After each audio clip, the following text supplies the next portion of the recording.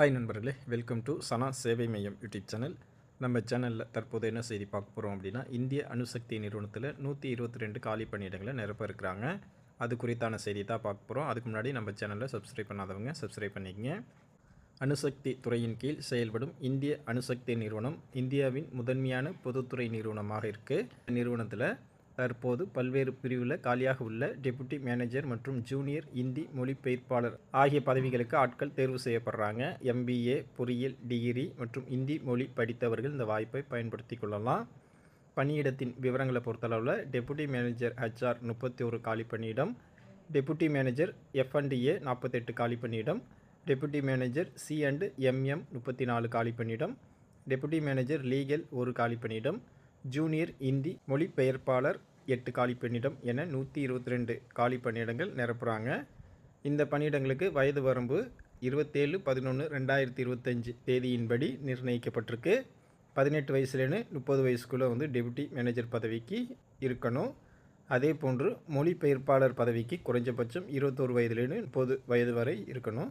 அரசாங்க விதிமுறையின்படி SC/STயாக இருந்தால் 5 வருஷம், OBCயாக இருந்தால் 3 வருஷம், மாற்றுத்திறனாளியாக இருந்தால் 10 வருஷம் வயது வரம்பில் தளர்வு கொடுக்குறாங்க.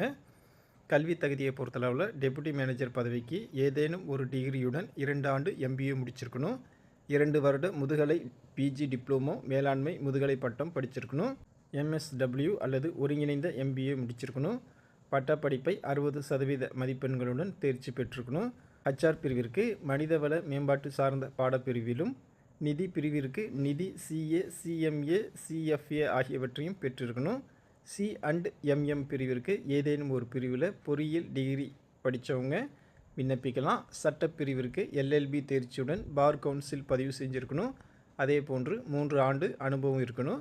இந்தி மொழிபெயர்ப்பாளர் பதவிக்கு ஆங்கிலம் மற்றும் இந்தி மொழி கொண்டு முதுகலை பட்டப்படிப்பு முடிச்சிருக்கணும்.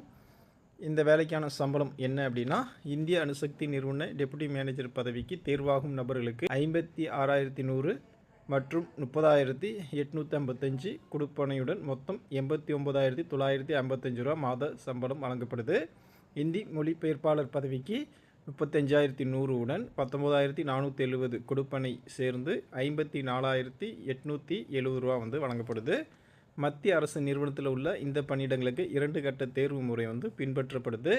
முதல் கட்டம் ஆன்லைன் தேர்வாகவும், 2வது கட்டம் தனிப்பட்ட நேர்முக தேர்வாகவும் நடைபெறும்.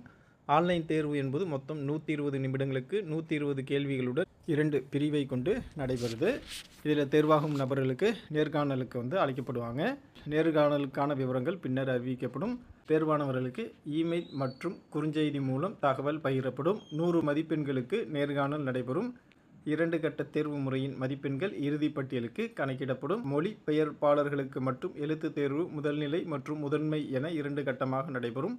இந்த நிறுவன பணிக்கு ஆர்வமுள்ள பட்டதாரிகள் www.npclcareers.go.in என்ற இணையதளத்தில் ஆன்லைன் வழியாக விண்ணப்பிக்கலாம். விண்ணப்பிக்க கடைசி நாள் 27/11/2025.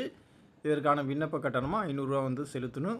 மொழிபெயர்ப்பாளர் பதவிக்கு 250 ரூபா செலுத்தணும். இடஒதுக்கீடு பெறும் நபர்களில் SC/ST, முன்னாள் இராணுவத்தினர் மற்றும் மாற்றுத்திறனாளிகள் கட்டண விலக்கு அளிக்கப்பட்டிருக்கு. வாய்ப்பும் விருப்பம் உள்ளவங்க இந்த வேலைக்கு விண்ணப்பம் செஞ்சுக்குங்க. நன்றி.